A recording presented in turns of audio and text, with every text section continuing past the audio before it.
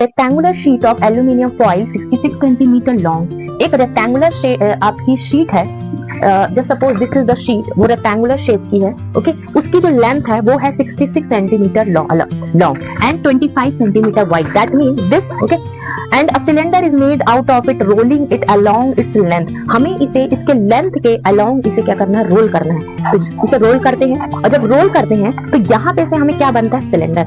You can see that this is the cylinder. ये क्या बना है हमारा, ये क्या बन गया है, सिलेंडर। उसके अपर और जो टॉप एंड बॉटम वाला पार्ट होता है वो सर्कल के शेप का है, ठीक है।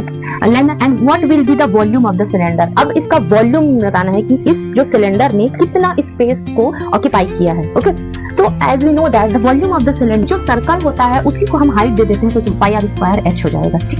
अब हम we need to find out the value, as we know we have the value of pi and r and h, we need to find out the value of r and h, okay। So as you can see that when we see that this sheet, so this is the length, okay, this is the length of the sheet and so then it becomes the circumference of the circle। ये जो इस rectangular shape की जो width थी वो इस cylinder की height बन गई। You can see that, so this is the height, okay। तो इसका मतलब है कि h is equal to height हमारे पास दी हुई है which is 25 सेंटीमीटर, okay। हमें निकालना है r, हमें निकालना है 2 pi r which is equal to 66 centimetre. यहाँ पे r की वैल्यू निकालेंगे, r is equal to 66, यहाँ पे हमारे पास हो जाएगा 2 pi, ओके।